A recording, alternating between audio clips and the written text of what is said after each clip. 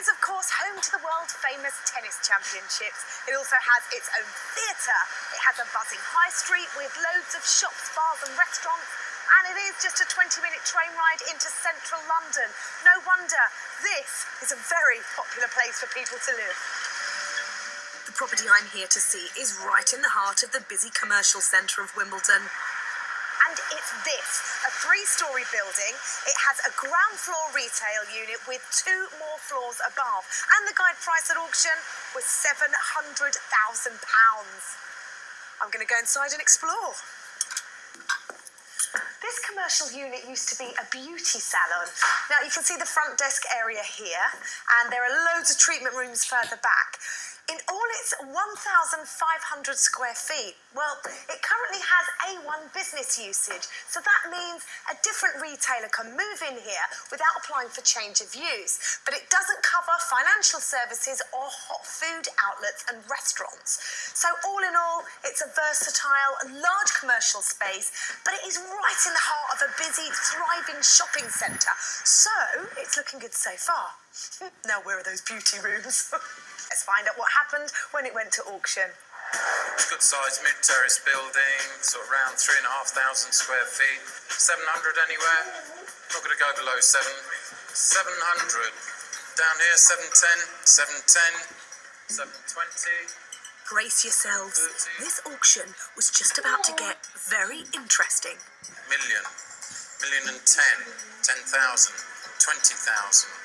30,000.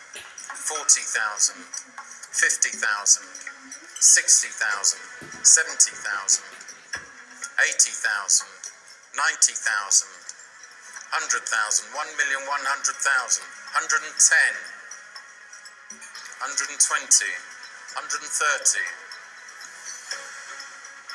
150, 1,150,000, 160, 170, 180, 190, 200, 1,200,000, 210, 220, 210 with you, 1,210,000,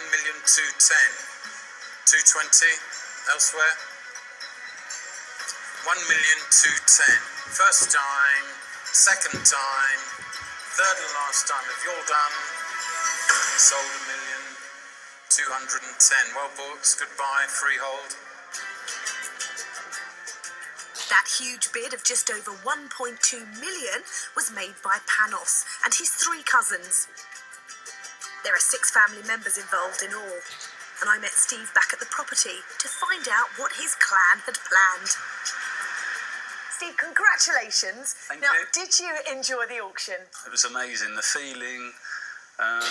Finally get a property with my cousins and my brother. How many of you were there on the day bidding for this?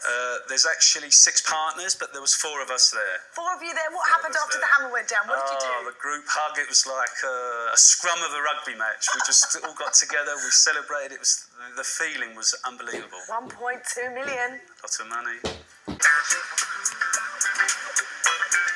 It's back to the centre of the tennis universe. We're in Wimbledon, where earlier we saw Steve and his family bid a massive 1.2 million on this property, sitting smack bang in the middle of the borough. It's a family affair.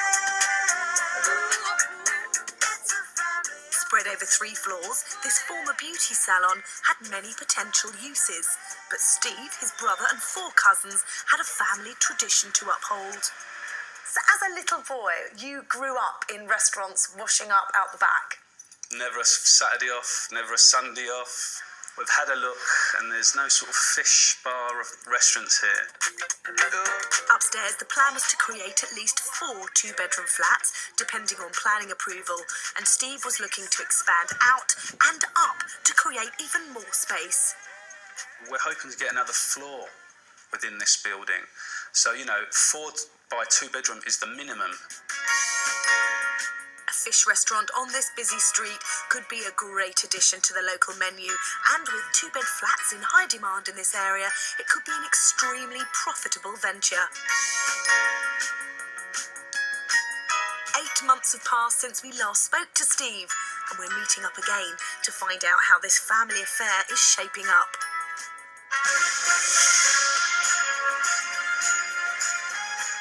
Now, I know what you're thinking. This place looks a lot worse now than it did then. Despite appearances, work has actually progressed on this build, but it looks to me like Steve's 6-month schedule has slipped slightly.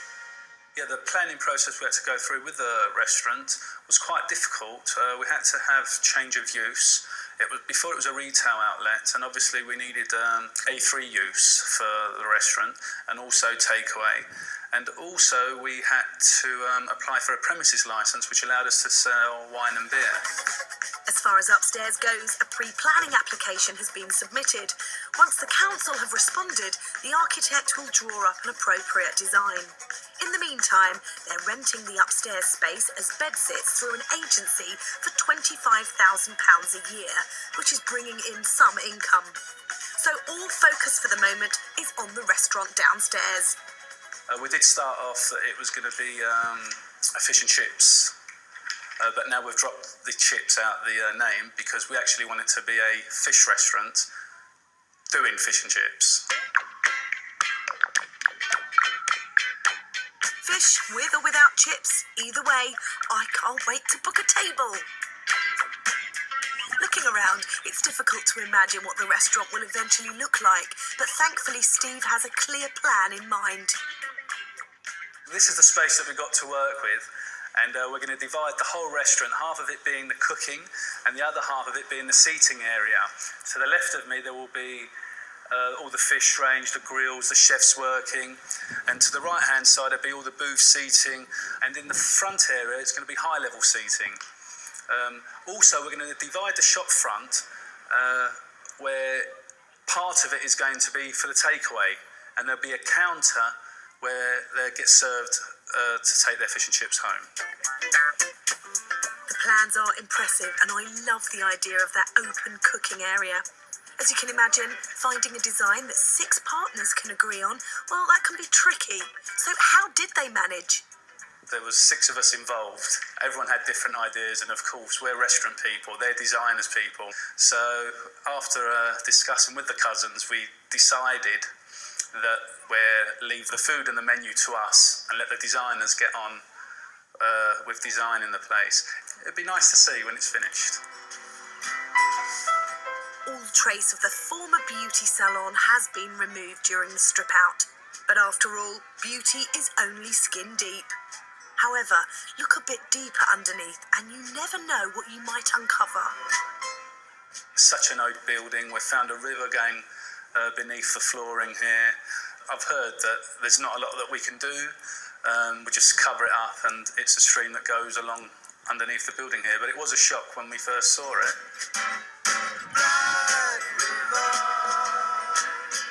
Now that's what I call a water feature.